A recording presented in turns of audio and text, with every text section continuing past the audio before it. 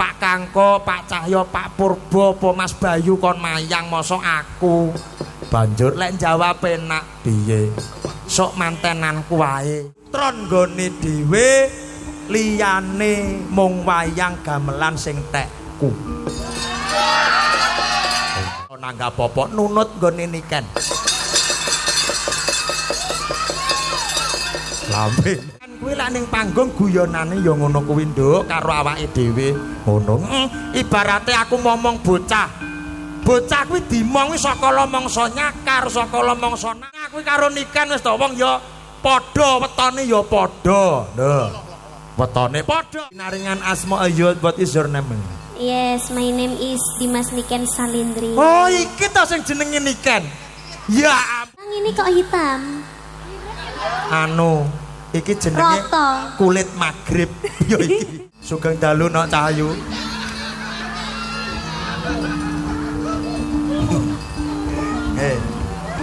Melek.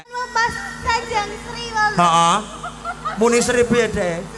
Tua pun ngono. Ken. Dimas Niken Salindri. Dimas Niken Salindri, Sapunika ingkang ngarang lirikipun cakepanipun Pak Cahyo kalian Ibu Kesi. Oh, ngaten.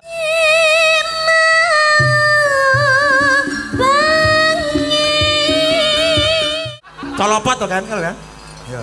Sak menika sedayanipun sami guyub rukun nggih Pak Dalan. Incis.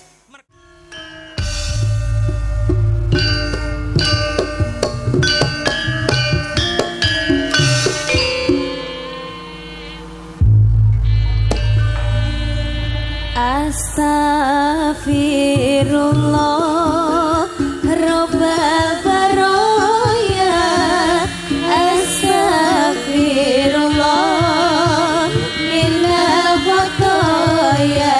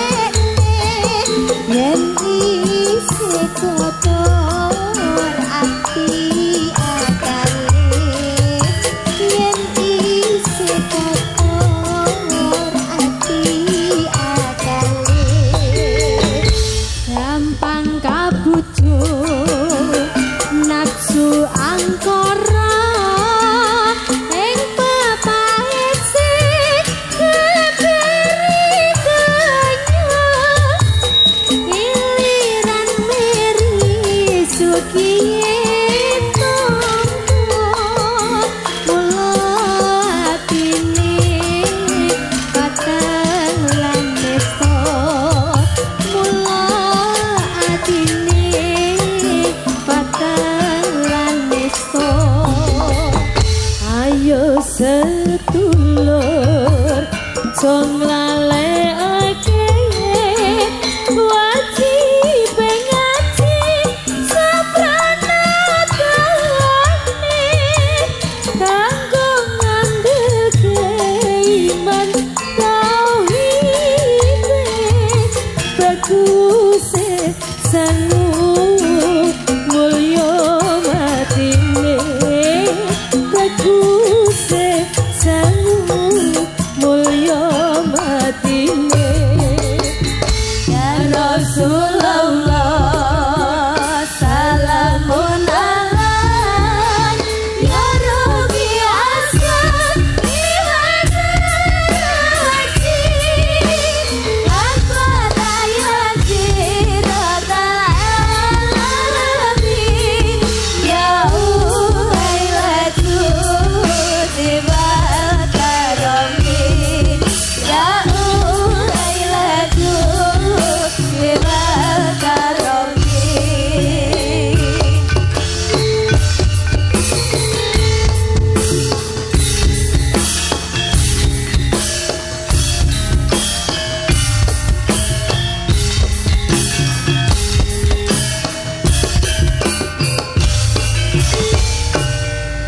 Tepuk tangan buat Mayangkara nikan Salindri. Leren sik yo nduk. Iya yo. Sadurunge aku matur akeh-akeh no, iki enek berita sing luwih penting sing kudu tak dhisikne. Oh ngono. Niki nyuwun sewu, niki kula angsal WhatsApp saking panitia. Nuwun sewu ingkang kagungan putra menika sing anake ilang. Delok wayange nganti kelangan anak ya lagi iki lho ya. Lah piye to no? Ramene kaya ngene kok. Iya. Atas nama Rizky umur 9 tahun jenis kelamin laki-laki. Alamat Manis Renggo Polaman. Menika larene ngagem baju hijau. Namane orang tua nggih menika Pak No.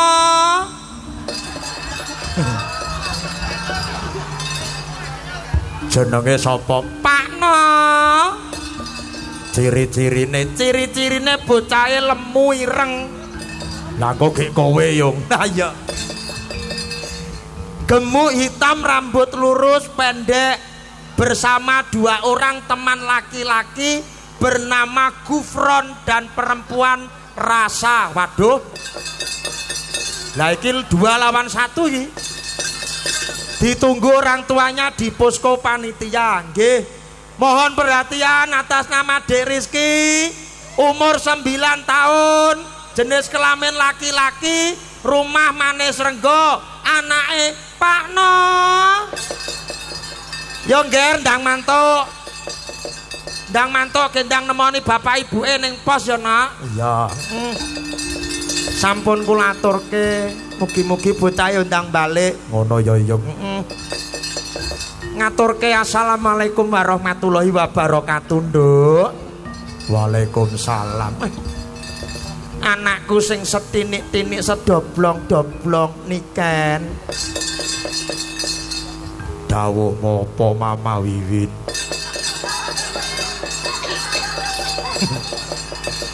Dengaren kok ora kang nganggo ayah.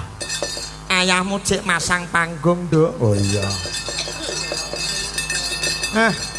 bengi iki ngaturke puji syukur ana ngarsane Gusti Yana.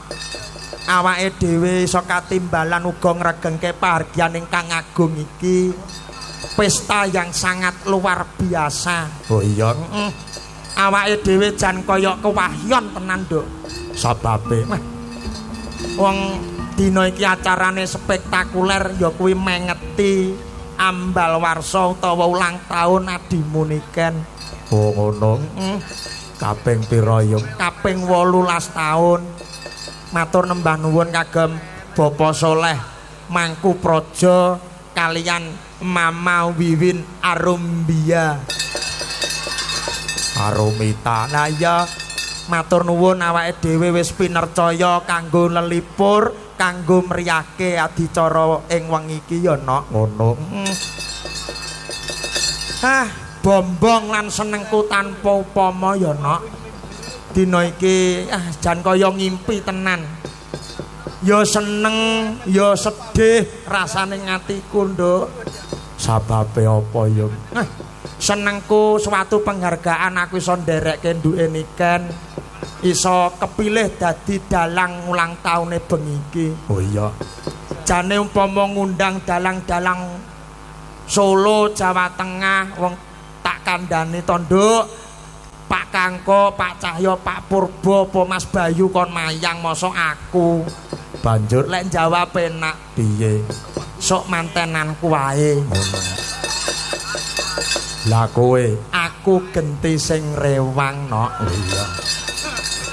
Ora dadi boyo pangapa ya ya.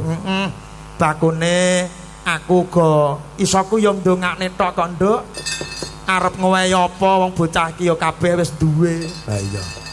Aku karo dheke iki malah sugih dheke lho nok. Ha iya. Biasane ulang tahun iki diwehi roti hadiah ning bengi iki. Tepuk tangan yang meriah buat Niken Salindri ulang tahun yang ke-18. Nanggap wayang disindeni dhewe, panggung nggone dhewe, terus lighting nggone dhewe, videotron nggone dhewe, liyane mung wayang gamelan sing tekku.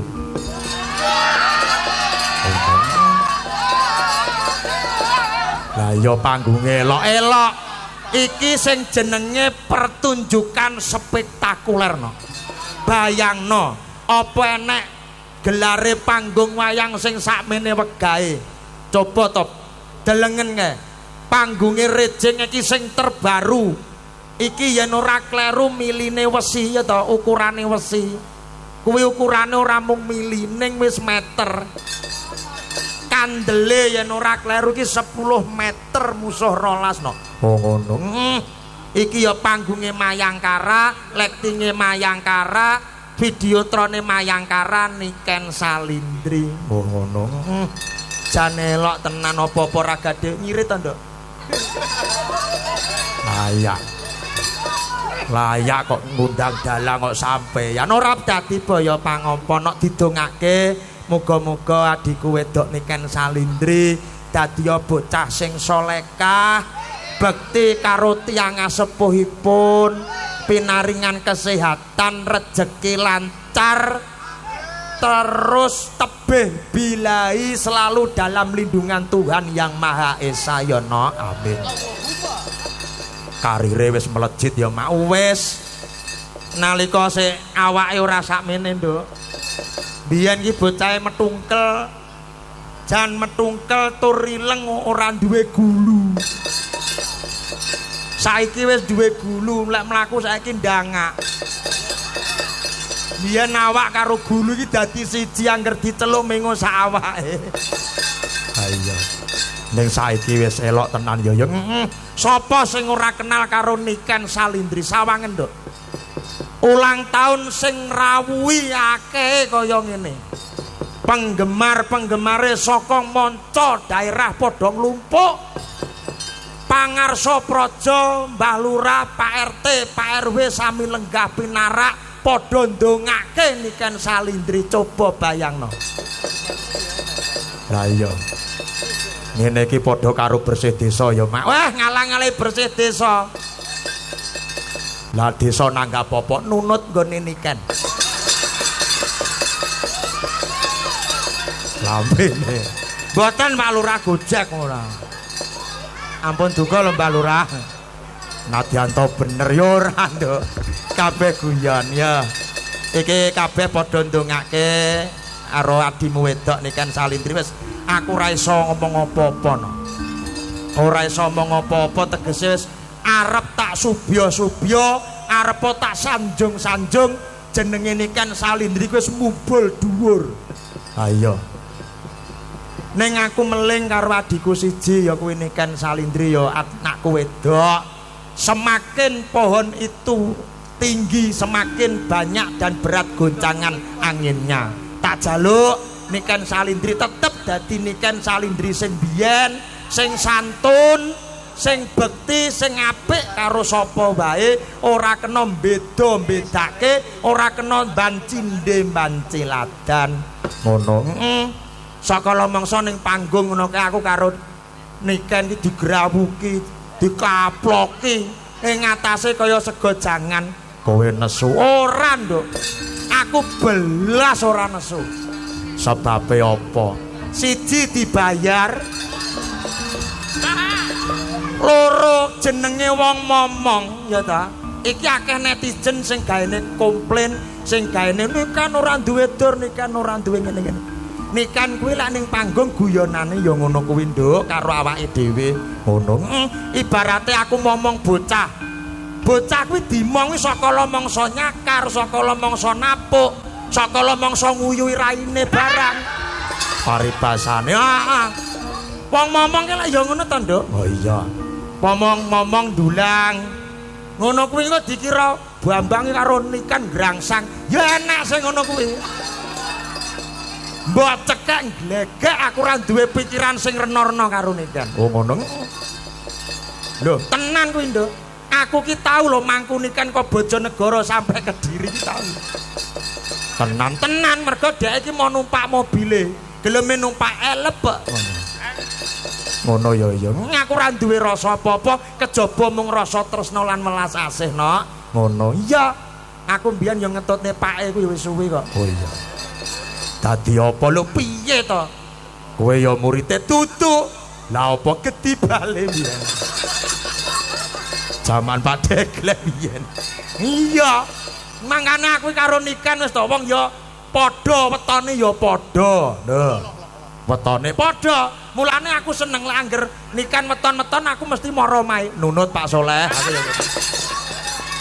Timbang ragat. Heeh. Ya nduk ora usah kakean ngomong mergo iki bintang tamune akeh banget. Ya. Iki ngenalke sinden sita-sita apa ora? Ya iya no. Ya iya. Tak kenal maka tak tahu tak kampleng ora. Nggih, dipun tepangaken menika sinden wonten sisih tengen kula. Diasta mike jeng. Nuwun sewu jeng. Injis. Menika pinaringan asma sinten? Nggih. Salam kenal nggih Pak Dalang. Iya, saya berasal from to Australia. Oh, iya. Saka ngendi, Mak? Australia. Berarti kanguru tutu. Saka kanguru nggih. Pinaringan asma ayo, what is your name? Yes, my name is Dimas Niken Salindri. Oh, iki to sing jenenge Niken. Ya ampun, tepuk tangan Bapak Ibu, ya Allah. Kok lagi roh iki nduk aku ki? Ya ampun. Lagi roh iki. Salam kenal nggih Pak Dalang. Injis. Derek ajar nggih Pak Dalang. Injis. Menawi mengke kula enten klentu-klentunipun ampun dipotong bayarane nggih Pak Dalang. Bocah iki gendeng kok ya. Lah wong sing dibayar kene kok malah alah nduk. Ya. Wes pokok selamat ulang tahun sik ya ben ra salah paham ya. Panjang umur sehat selalu. Pak Dalang ini kok hitam? Anu, iki jenenge kulit magrib. Yo iki. Hitam kan manis to, Nok. Saman biyen kulite ya kaya aku ngene iki lho. Ora iso. Iso. Fotone enek aku duwe ya. Tak penteng ning gone kono piye videotron piye? Kita malam hari ini kita harus hormat sama Bapak Dalang, nggih. Sugeng Pak. Sendika Ayo. Nggih. Nggih. Matur nuwun Mbak Niken Salindri jan ayu. Sisihipun wonten tak kenali langsung ya. Wonten Mbak Hani Kusuma. Incis. Terus wonten Mbak Afi. Wonten Mbak Putri Lope-Lope. Wonten Mbak Tosi. Yosi.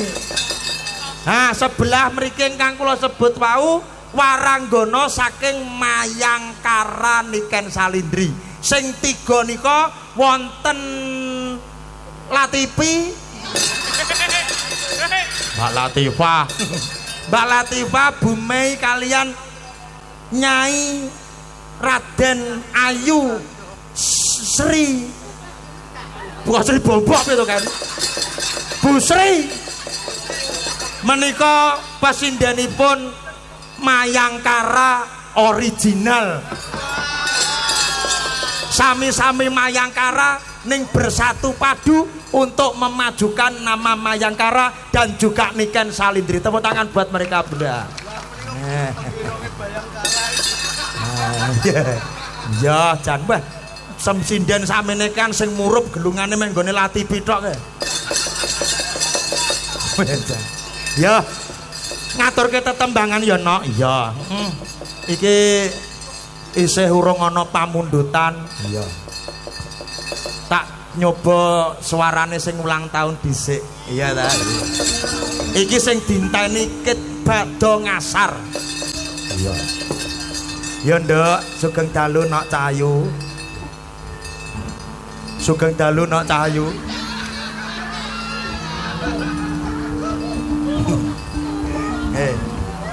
Melek. Sugeng dalu Cahayu. Nggih. Sugeng dalu. Jenengan kemujeng napa? Niki lho. Napa? Niki lho Kang Mas. Hani. Hani nyapa? Jenengan mau pas Sajang Sri wae. Heeh. Muni Sri piye, Dek? Tuapun ngono ta. Ya aja mbok pateni sing ulang tahun ora. Nggih. Ora. Ya nggih mboten siap. Nggih mboten siap. Ya. Ngaturne tetembangan ya, Nak. Nggih. Sing klasik-klasik dhisik. Nggih. Wis apa kono manut. Mergo incis monggo-monggo. Kangen karo suarane sampeyan sing klasik no. Oh iya. Kaya ngopo? Ya. Kaya ngopo? Kaya ngopo? Kaya ngopo? Kaya ngopo? Kaya ngopo? Suwe ora metu ning ngelep iki. Monggo, bawa napa Nduk Cahayu? Pelok. Pelok. Oke. Nggih. Bawa pelok ora bawa kendak. Dimin budayang rambaka Suarane elok ya. Elok. masih nangkling cahyane roka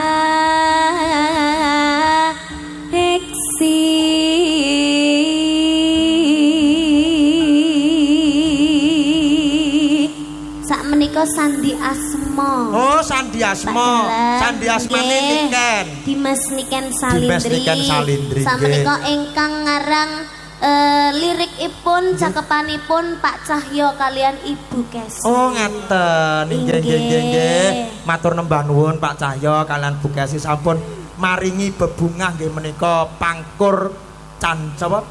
Sandi Asma. Ya. Mangga. Nimas mesti kening jantong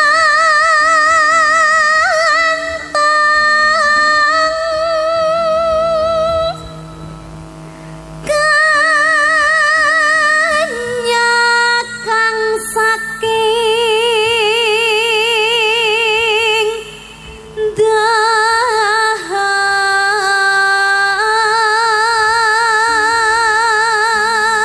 saking doho niku saking Kediri. Nggih.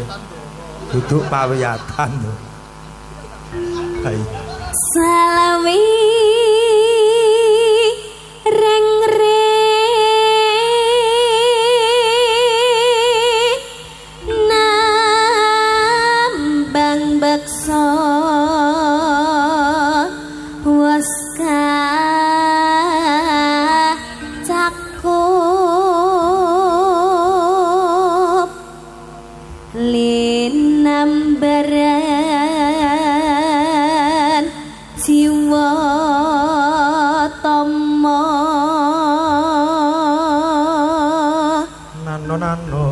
Driya sumarah mring Gusti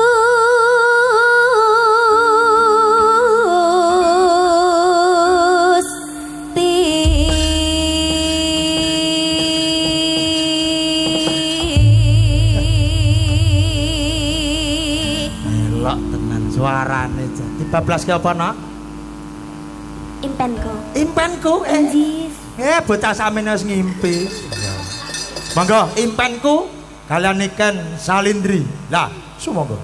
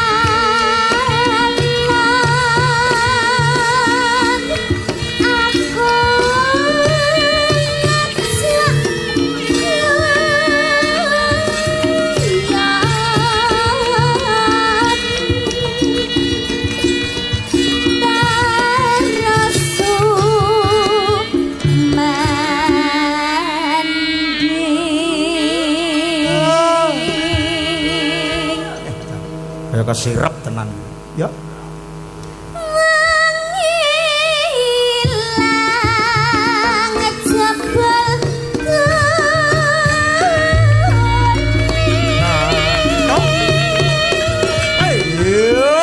senggak bareng Bapak Ibu ya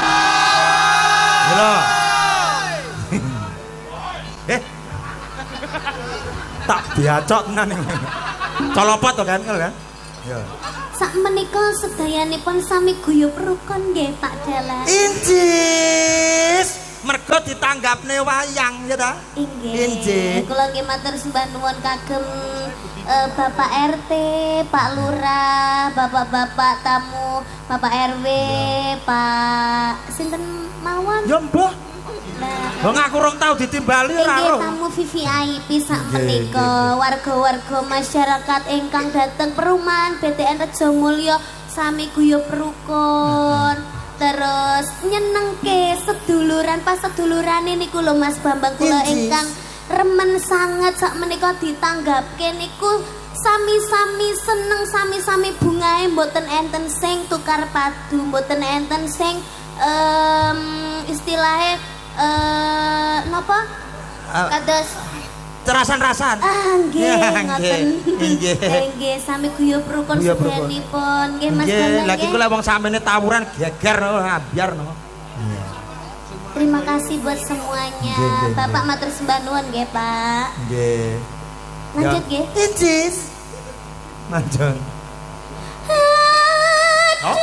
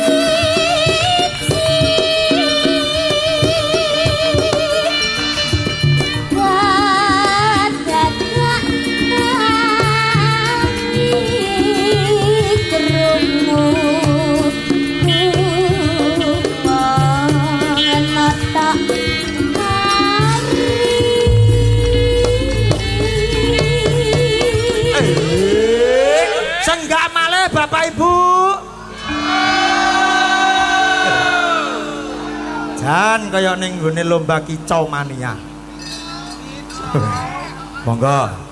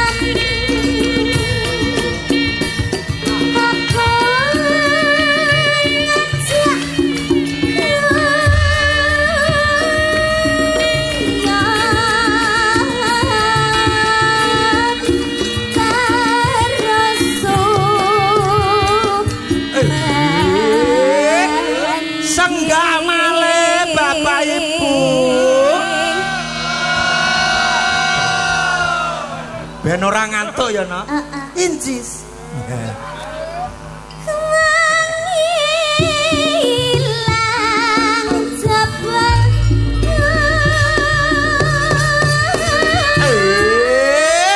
Senggak malih Bapak Ibu. Sawange diatur senggak ping pira iki?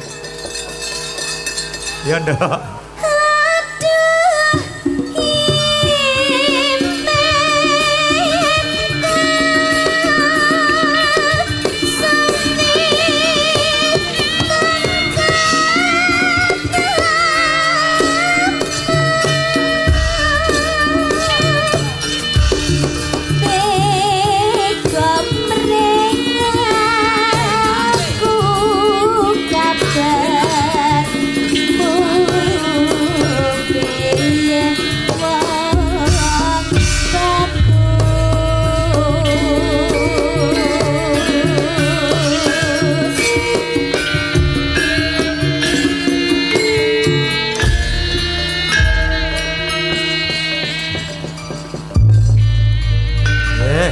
Nembah nuwun, suarane diwet-wet ya, Nak, dijaga kesehatane.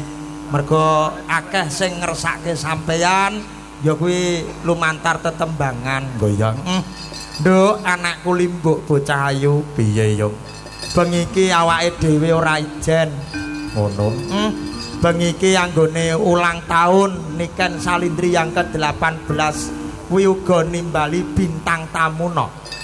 Bintang tamu sapa yung pelawak kondang.